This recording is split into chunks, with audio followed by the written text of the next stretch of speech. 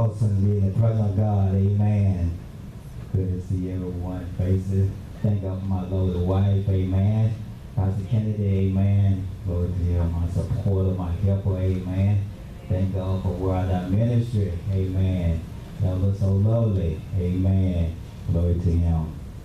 Today we'll deal with a subject today, and I believe that it will touch your heart. Amen.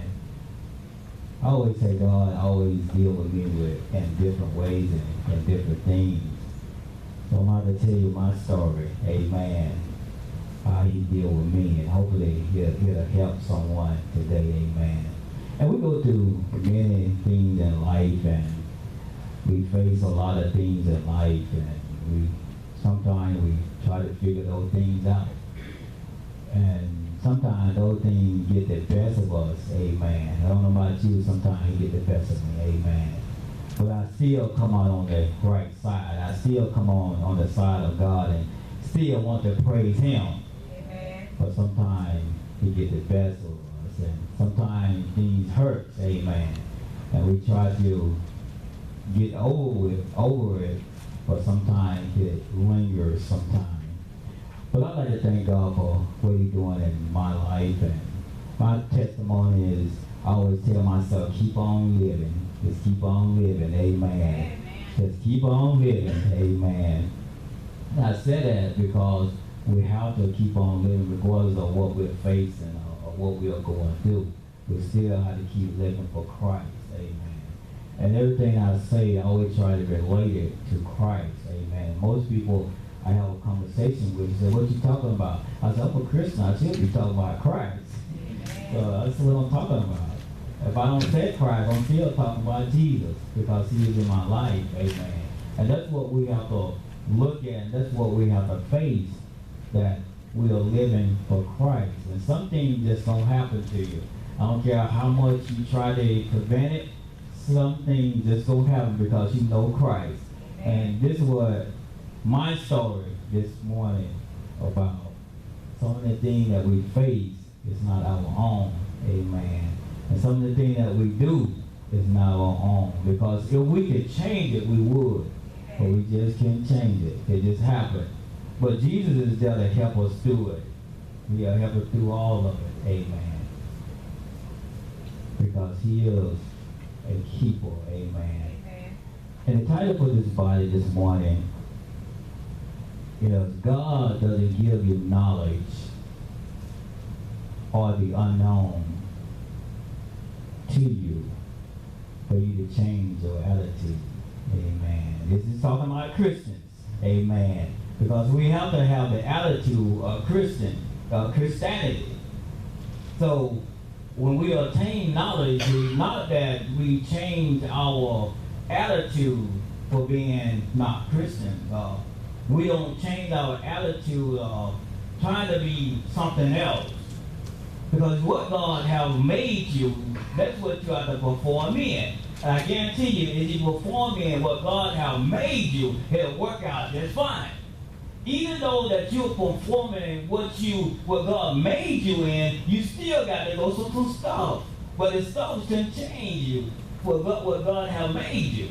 Amen. And I was dealing with this and dealing with me. Amen. I would tell you, I was dealing with me and Jesus, had a long conversation, and we were dealing with some things.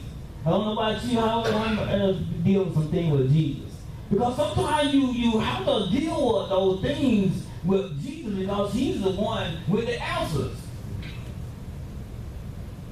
To get a better understanding of what we stand or what we at in life, and we have to talk to Jesus sometimes and try to figure this thing out. And sometimes it's hard to figure it out when we look at all around us and seeing society doing this and seeing the world doing this and seeing the prophecy of the scriptures coming to pass. And sometimes we have to step back and say, Jesus, what's going on?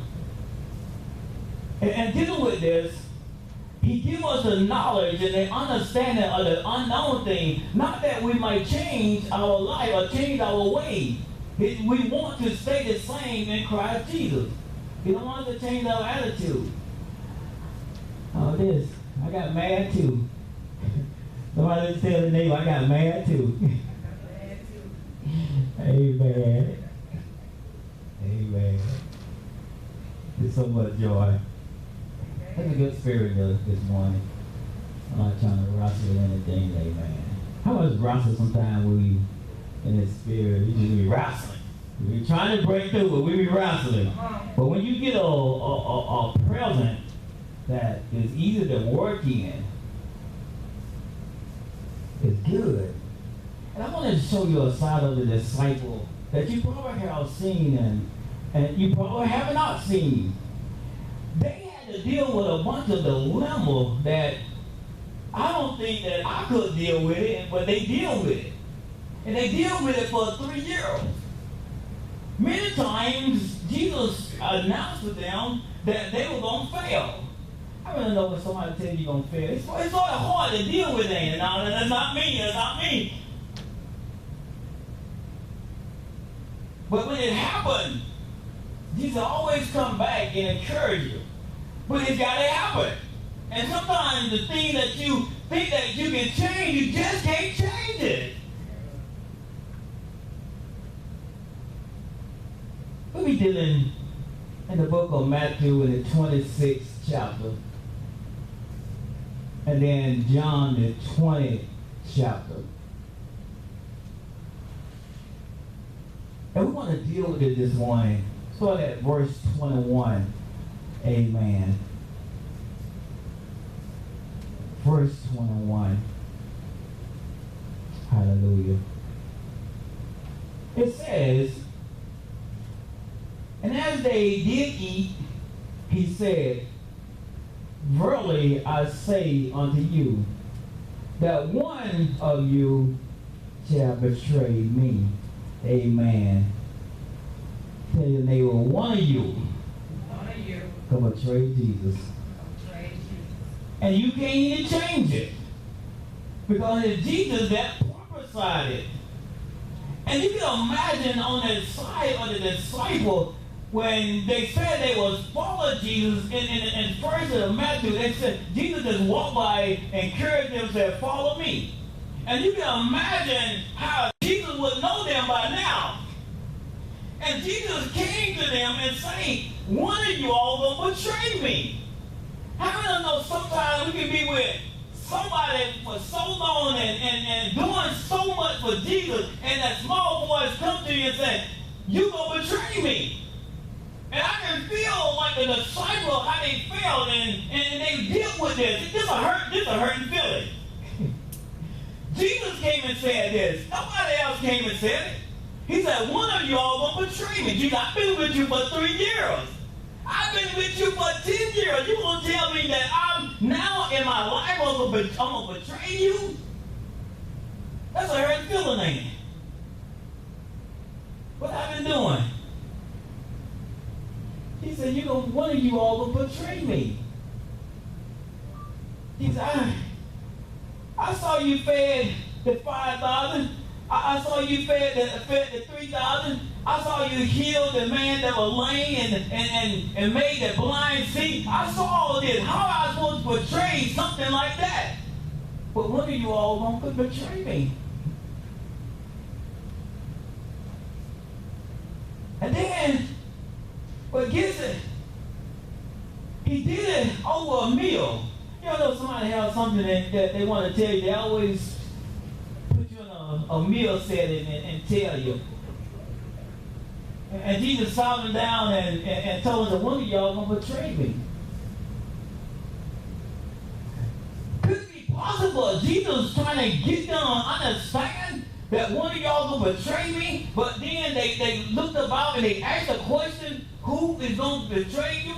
And Jesus will give them some knowledge.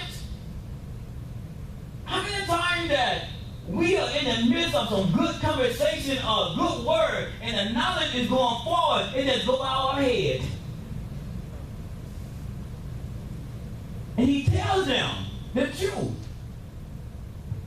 He tells them even who gonna betray them, but they didn't know. They still let it went across their head and still didn't get the unknown knowledge that they needed. Verse number 22. He said, and they were exceedingly sorrowful, and began every one of them to say unto him, Lord, is it I? Is it I who betrayed you? Is it me? Because I'm feeling very sorrowful because I felt that I'm with you 3 years. How can I do this? I have silence some good words, some good teaching. How can I do this? Because I followed you. I was willing to follow you, and now you're going to tell me that I won't betray you? And he didn't just put it like individually right then. He said all. He was told to all of them. And then they got to thinking like, who is it? Is it me, Lord? So now you ask God, is it me? Verse number 23. He said, and he answered and said, he that dipped his hand with me in the dish, the same shall betray me. And now all of them were sitting there, and I'm quite sure they should have seen this. And they still, with the knowledge that they don't really understand, he's telling them, this is who's going to betray me. And yet they still didn't understand who was going to betray him. Y'all know you get a good word and you don't know it's a good word until it's too late? He's telling them the unknown thing about that happened into their life. And this is why I love prophecy. When a prophecy is there to tell you something, it's going to happen to you. And you let it go by you. If you don't change, it's going to happen to you. It's prophecy. Many times prophecy come by and sometimes it passed by our head. And Jesus prophesied right here. He said, the one that did with me, put his hand in the same cup that me, gonna betray me. Now all the rest of the disciples were ready to receive. They didn't get in a rush and dip. But he said a thing that they didn't understand. But he said, the one that did with me, this is the one gonna betray me. And they asking the question, Lord, is it me? Is it me? Is it me? He's telling you who's going to do it. And they still confused. Is it me? Can you just understand the disciples that are sitting, eating, and they wondering now, who's going to betray him? I don't know. If I would have paid attention to it, maybe it probably went over my head as well, but I would have caught something. What's this? He's speaking to them. Verse number 24. He said, the Son of Man goes as it is written of him.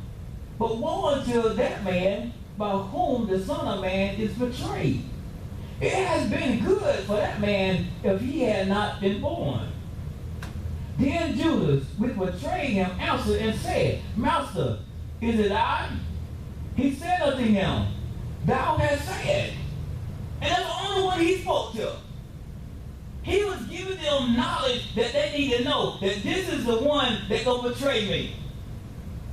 And they still wondering, Lord, is it gonna be me?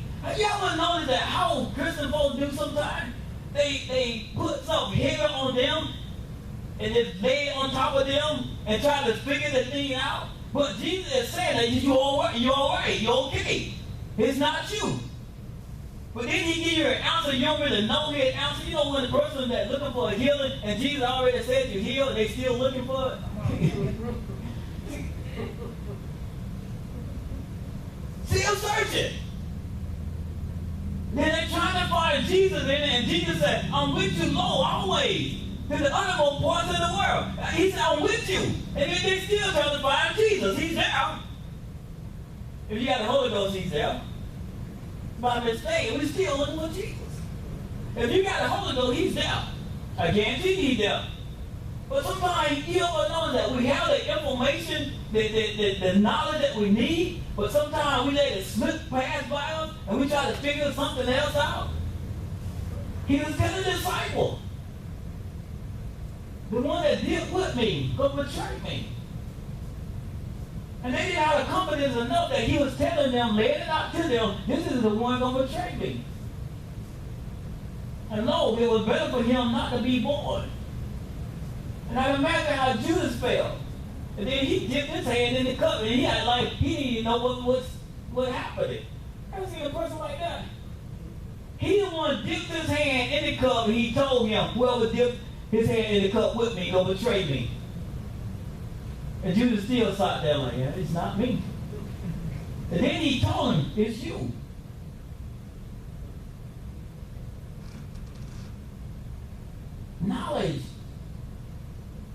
when the word of God and knowledge come forth, you have to grab hold to it because he's speaking to you. And it's telling you your future. If you ever listen to the word of God, whenever you sit on whatever word is coming forth, listen to it. It's speaking to you. It's telling you something. That your future, this is what will happen in your future. You can change it sometimes, but sometimes you just can't change it. You just got to go do it. Peter had to go do it. Judas had to go through it. I'm quite sure he wished he could have changed it because he said, this man that betrayed me, it's better for him not to even be born. I would have changed my mind, Mom. I was like, no, I'm not going in that direction. They need to find somebody else. He had the knowledge. He had the knowledge to change. And I know it was prophesied that he was going to do it. But he had the knowledge. And still didn't understand it. That he was getting ready to do it. And went right on and did it. I think I would have changed my mind. Like, no, I can't do this. If we were something going to be worse, I'm like, I can't do this. I passed this cup. I passed it. Even though Jesus could pass it, but I think Judas could have passed it. He had the knowledge. If he would have understood it, he had the knowledge of some way. Let me get it. Because you never know when he did it, he repented. When he betrayed Jesus at the end of it, he repented. He said, I have gave up an innocent man. He repented of it. But that still wasn't stopping the prophecy. He had to go forward. But he repented. I wish you would have saw that before all of this. You ever know people respond to when it happened, and you be telling them all this time, it's going to happen, it's going to happen. But then they respond when it happened. Why can't you be sorry when I'm telling you and not do it? It's full of let's go to verse number 31. And I love Peter. Peter's words changes your heart if you read it. And then Peter's word get very serious with you. We had a word on Friday night. He was talking about Peter in 2 Peter. He was talking about when a hog wash, he go back to his murder, back into the mud. And that's the true point. If you're a hog. If you're something else, you're not going to do it. Or you become something else, you're not going to do it. Now watch this. Verse number 31. He said, then said Jesus unto them, all ye shall be offended because of me this night. For it is written, I will strike the shepherd, and the sheep of the flock shall be scattered. Verse number 32. He said, but after I am risen again, I will go before you into Galilee. Verse number 33. He said, Peter answered and said unto him, though all men shall be offended because of thee, yet will I never be offended. Stop it right down. He said, yet I will never be offended. I'm going to follow you to the end. But this is the same Peter with the sheriff that he was talking about him. That you're going to betray me. And then he got a little bold after he probably figured out that, well, it's not me, it's Judas. So he had to battle with this. He said, no, Lord, I'm not going to be offended. I'm going to follow you to the end. I'm going to follow you unto death. I'm going to keep following you. But Jesus said, I'm going to tell you today that you're going to be offended. When they grab hold to me and take me to the cross, you're going to be offended. And you're going to deny me. Because I'm telling you the truth. Verse number 34. And Jesus said unto him, verily I say unto thee, that this night before the cock crow, thou shalt deny me twice. Peter said unto him, though I should die with thee, yet will I not deny thee. Likewise also said all the disciples. You don't know how Jesus did that. The writer was telling details. He said all of them said it. Not just one, not just Peter. All of them said it. Even though we can read what Peter did, but all of them denied it. Only one followed at that point in time was Peter. But all of them denied him because they just gave up and scattered. and took off running. But he said it in the prophecy. But my question is, when the prophecy comes forth and you have this knowledge, what will we do with it? What did they do with it? Hey, maybe I should go pray a little longer. Maybe do some fasting. Because I got some knowledge now that I'm going to be offended by Jesus' death, and I'm going to deny him. And I've been with him 3 years now, walking with authority, cast out some demons. Now, you know, you start casting out a demon, I think you should be afraid of anything, even death, because you're casting out some demons. Just think about it. And they had all this knowledge, but the knowledge that they needed most important, they didn't use. I think I would have told them, yeah, I know Jesus, I was with him. Because I don't think they were going to crucify him. They probably whipped him a little. They probably want to take him to the cross. But Peter said, no, I'm not with him. I'm not going to own up to that. You ever notice when it's time to come and you make your decision, it comes a time that when you say, I'm going to put God, live or die, and that response comes and you ready to give your response, and here Peter standing there, no, I don't know him. The knowledge, the word, it's inside of us. Hold fast. I know what the answer that I'm going to give. If somebody were to come to me, and most people say, he crazy. If somebody were to come in and point a gun in my head, and they say, do you know Christ? I say, yes, I'm in church. How can you deny it? You sit here in church, praising God, worship God, and then you're going to be afraid and say, I know Jesus, because you got a gun to your head now. It's troublesome, ain't it? That's the way Peter fell. He didn't have a gun to his head. That's pretty much they had a gun to his head because Peter didn't want to get whipped. He watched you to get whipped in that court. He said, no, I don't want no part of that. Stood in the 3 years, and Jesus was telling them that I'm going to leave you. They're going to crucify me. I'm telling you, they're going to get me, take me to the cross and crucify me. And he's telling them this. Oh, they held on in now. I'm like, no, I'm not going to deny this day. That's the best way to go. If I got to go, I'm going to say, I know Jesus. That's the best way to go. He can't deny me. If I get to heaven, Jesus said, depart from me, you wicked servant. I said, wait a minute, Jesus. I deny you. I didn't deny you. When they said deny you, I held strong. I gave my life for you. That's the confidence you got to have. That's the knowledge. Jesus said, no greater love that a man have from another than he give up his own life. He can't send me to hell, but that one, you got to have that confidence. Once I leave this world, guess where I'm going? I'm going to hell. I'm positive of it. Oh, hell wasn't made for me. I know that one. It wasn't made for me. Think about it. It wasn't made for us. You got to have that confidence. And Peter denied him. Verse number 36. He said, then come Jesus with them unto a place called Gethsemane, and said unto the disciples, sit ye here while I go and pray yonder.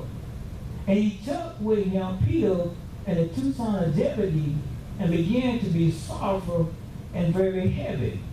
Then said he unto them, my soul is exceeding sorrowful, even unto death. Tarry ye here and watch with me. That's some information, ain't it? I love teaching, preaching. It was giving them some information. Now, when Jesus said, I'm very sorrowful unto death, my knowledge is saying, wait a minute, something about to happen. And I got to be ready for it. And he said, watch and pray. He took the three strongest ones. He said, watch and pray while I go further. And I'm going to pray. My understanding was, I need to pray and fast as well, because if he's sorry for Jesus, if something getting ready to happen, that's going to change the course of my life. Because he's sorry for now. Unto death. It's just like if one of y'all is sorry, it's got to be something wrong that make you in that position. Because when you see a person always excited and happy, and then all of a sudden you see them one day, they suffer, that's when you got to go to work. Because something that major is happening in their lives. a piece of them, something amazing happened in their life. He said, I'm sorry to death. And Peter heard this. But the disciples denied him. But they had the information, but they didn't understand the information that they have. And that's why I tell people, pay attention to what is being said. I always tell people you need to be that. Just write some stuff down. Pay attention to what's being said. Because I guarantee you, what is being said, you're going to be challenged. And it's telling you your future. So why would it be telling you your future when you sit on a word of God and something get ready to happen? That's what it let you know. Now I take a little further. I tell people when they look at preachers and all of this, and when the word is going forth, it's getting ready to tell you something. It's not talking about your past, for sure. Now it might glitch in some of that past, but it's telling you your future. Because he's trying to give you some knowledge that something's getting ready to take place. And your attitude should change when it happens. And you still got to be strong in God when it's happened. I don't care what happened, it's letting you know it's about to take place. And you got to prepare yourself. And the disciples did not prepare themselves. They were walking with Jesus 3 long years. Had the power to heal. And I take a little further. And they were even dealing with the Holy Spirit when they were doing this. But they had to understand the knowledge of it. Because Jesus gave them authority to use his name. So if he gave them authority to use his name, just imagine when we get this Holy Spirit. We got authority now to say and speak what we so desire in God. Knowledge. Look, I'm almost done. John, the 20th chapter.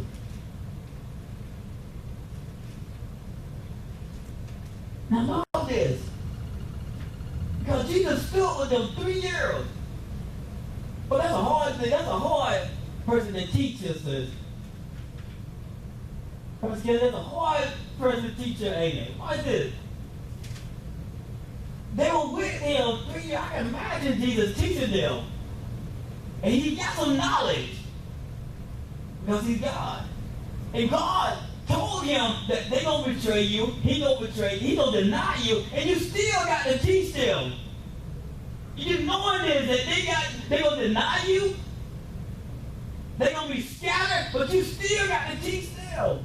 And he teach them. He have no response or guilt. No hatred towards them. He taught them with love and still. We just still taught them. I know you're going to betray me, Judy. I'm just going to teach you. Because you need it. Not one time he told them before he got ready to go to his death. All them times, them 3 years, he didn't never make it. Peter, you're going to deny me. I imagine he would have told Peter earlier. Peter probably was like, well, you don't listen to me, follow you, Jesus, and I'm going to deny you. But he told them under them 3 years. They got to imagine sometimes you all can feel the same old way. And you've been telling somebody this for deep in the years and trying to help them out, and you know they're going to betray you.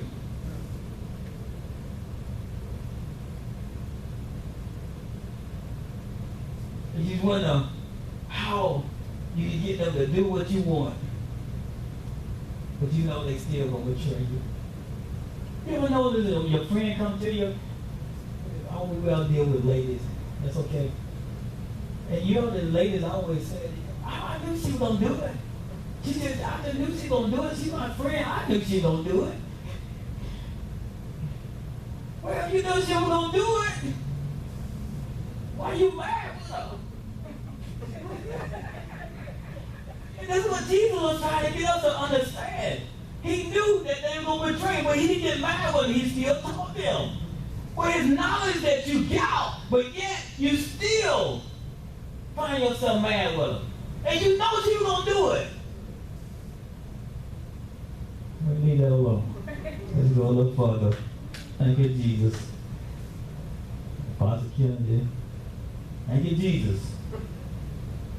Hallelujah. Now watch this. Pay closer to this one. John the 20th chapter and the 24th verse. I didn't leave the men's out. And the men was smiling. I didn't leave us out. We was a disciple. The disciple was going through a lot. Verse number 24. He said, but Thomas, one of the 12, called Demas, was not with them when Jesus came. The other disciple therefore said unto him, we have seen the Lord. But he said unto them, except I shall see in his hands the print of the nails, and put my fingers into the print of the nails, and thrust my hands into his side, I will not believe. And that's a hard taking it. Here Thomas now say he don't believe. Now I question Thomas, and we know we call him doubting Thomas, but Thomas had me going through some serious stuff. You got to think about it. He was with Jesus 3 years also, and seeing the miracle and seeing all that Jesus did. How can you see all of that 3 years and you still doubt it? Just imagine 3 years Thomas sitting here doubting. He seen Peter deny Christ. He seen Judas betray him, and Thomas still walking around doubting. Didn't believe nothing all these times. I tell you, if you in the gospel more than 5, I give you 5 years. I want to give you 3, but I'm not going to give you 3. I'm going to give you 5. And you still doubting God? And you still walking like Thomas? Thomas saw some good stuff. We didn't see all the things Thomas did. Thomas saw some things that we probably will never see. But we have some things out here. We see people get healed. But we didn't see Jesus did it. We know by faith that he do it still. But we got to understand that Thomas saw this. And then he had to see Jesus and nails in his hand and it pierced in the side for him. They would question. He had to see that. Because he related his belief to it. He said, only if I see those things that I saw them do to him, will I believe him that he is Jesus and he is alive. And then some truly believers says, now you couldn't tell me something happened, I'm going to believe because you're a Christian, you won't lie to me. I will believe it. And here they running up to him. You can imagine, Jesus is alive. Jesus is alive. And Thomas know that. He told him as well, I'm going to meet y'all in Galilee. At this point, you got to think to yourself, now what made Thomas still doubt Jesus? When he told everything that he did, everything he said came to pass. And he was sitting there. They betrayed him. They denied him. Rooster crowed 3 times, Peter denied him. All this is taking place. And then you got the grab to what made Thomas still not believe that Jesus is who he say he is. So my question is, what people think that make them feel that Jesus still can't do it today, that he did in the Old Testament and the New Testament. He said he was there at the beginning. So he was still making standards that he is who he is. Somebody says, somebody said, thank God. I'm going to hold on. Thank God. I'm going to hold on. Verse number 26. He said, and after 8 days again, his disciple was within, and Thomas with them. Then came Jesus, the door being shut, and stood in the midst, and said, peace be unto you. Then said he to Thomas, which here thy fingers, and behold my hand, and reach hither thy hand, and thrust it into my side, and be not faithless, but believing. And Thomas answered and said unto him, my Lord, my God. Jesus said unto him, Thomas, behold, thou hast seen me, thus hast believed. Blessed are they that have not seen, and yet have believed. And many other signs truly did Jesus in the presence of his disciples, which are not written in this book. But these are written that ye might believe that Jesus is the Christ, the Son of God, and that believing ye might have life through his name. Amen. He was giving Thomas that and said, Thomas, here you go. Feel it. And I take my hat out to you all because we believe Jesus because we haven't seen it, but we got all understanding of who he is. And we chase after him because we believe who he is. That he can do what he said he can do. And this morning, this is about how you feel about Jesus after serving him for so long, and the enemy throws stuff at you trying to make you doubt what he can and cannot do. You got the knowledge. Don't let it depart from you. I don't care what the world is doing and what the world is throwing at you. Don't doubt it anymore. Because you have the power, because you believe, because you have not seen Jesus. That's the power you have. That's the faith you have. If you tell Thomas, don't be faithful to Thomas. Believe it. I just walk through these doors. Believe it. I believe every word in this scripture that is written. And everything that he has given us. And the knowledge is, yes, there's some more stuff out there we don't even see. Maybe we can't handle it. But yet, he said it's still some stuff still out there written on me, but that's not in this book. And that's the power of it. But we have to believe it. I think he gave this volume to us that we can hear the testimony, believe that he exists. I know which one. We all have our favorite disciple, but I just want to know what he wrote. Thomas, that's why I choose him the last. I really want to know what he wrote. Because he had to come up with some powerful stuff. Because if you just walk with somebody 3 years and you saw all the things and you still got doubt, I don't know. I wish I can write it when he came and got converted from his being faithful and start believing the truth. What he wrote. And I bet it's some hard stuff. Because it had to be hard living 3 years, still don't understand who Jesus is. And that's us Christians. We didn't know who Jesus is, without a doubt. And that's why he gives us the word of God, that we'll know and we'll understand. Because that's who he is. It should change your attitude because you believe it. Your situation should change how you feel about Christ. I don't care what coming against you. I know I had my trial. I still believe Jesus. And that's why I can relate to Peter. I said, Peter, and that's what brought me up. I thank God for Peter, Mom, because he saved me. And it's through the word, through the praise of the Holy Ghost. I said to myself, I will not deny him this time. I was sick on my bed, and I said, I will not deny him. Jesus is a healer. I know he'll heal me, and I know he will. That's why I'm standing up here today, because I know he healed me. When I was down and out, and I still say, Jesus, you gonna heal me.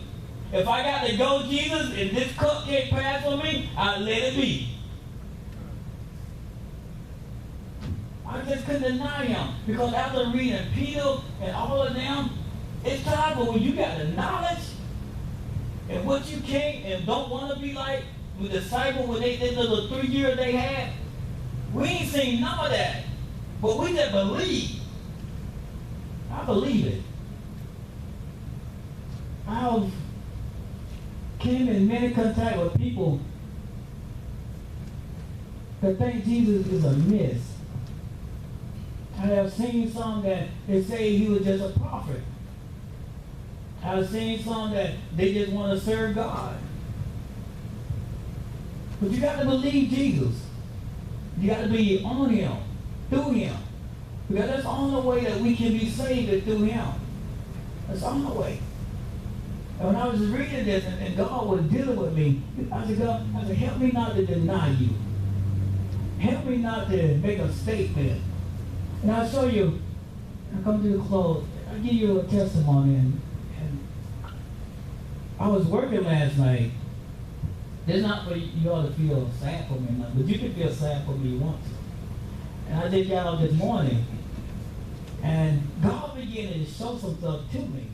And this guy, he was playing the music, and I just stood down. He was playing the world of music, and I sat down. And I got a handful. I was okay, I got to deal with this. And I stood down. The first thing came to my mind is to get up and take our brain. But that's what we do. But I saw Jesus one time, and the Pharisees helped me out. The Pharisees even taught me, Mom, and they always talk about Jesus. Why he always hanging with the Son of Man and sitting down and eating with them, and they would criticize him. And the Holy Ghost was telling me, no, you just stay down. Just stay with them. It's going to be all right. I just need you to stay there for a minute. Then after a while, he asked me a question. I'm glad he asked me that question. I'm like, Lord, thank you. He said, what music you listen to? I said, yes, I listen to some gospel music. He said, let me see if I can find some gospel music for you. And by saying that, he was gradually changing because he had enough sense. He said, wait a minute, he listens to gospel music. Let me put some gospel music on for him and just let him listen to that for a minute.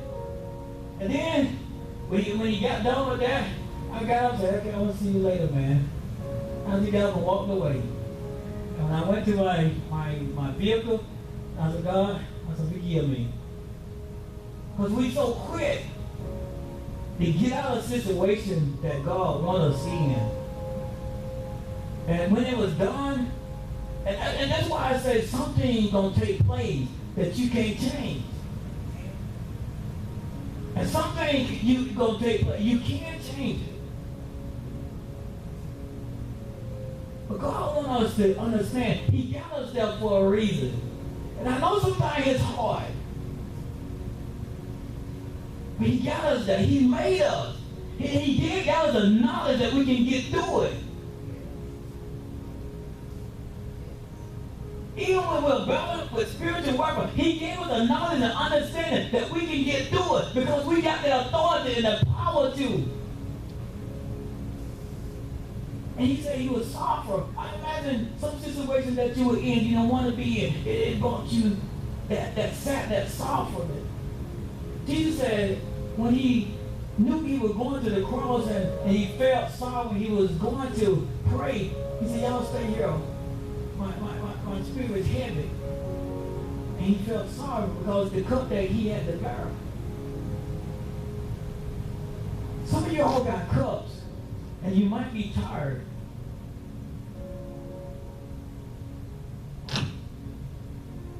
And I'm asking you to come to the altar. And you know the thing about this, and this ain't about sin. You would think it would come more easily when we bring you up for sin, but we bring you up for a cup that God had handed you. And you want some strength to be built up. A cup that is heavy in your life. That you feel like it brings sorrow, but we just gonna pray for you. Because I know I got a cup, so I'm gonna have somebody to pray for me. Because I ain't sad. I got a cup that I got to carry.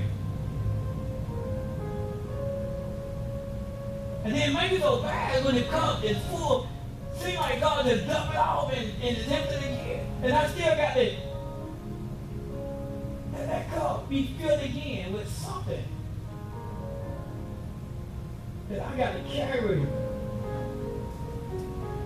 And not one time Jesus threw the cup away. He said, God, if it be thy will, take this cup from me. Jesus was still carrying that cup. Even when he went to the cross, he was still carrying that.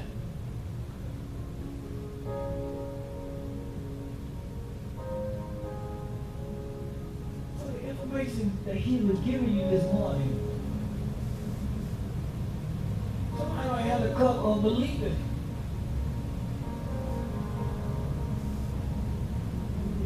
He was giving you this knowledge this morning, knowing that you were with him, that you had to make a decision this morning. That I'm going to keep carrying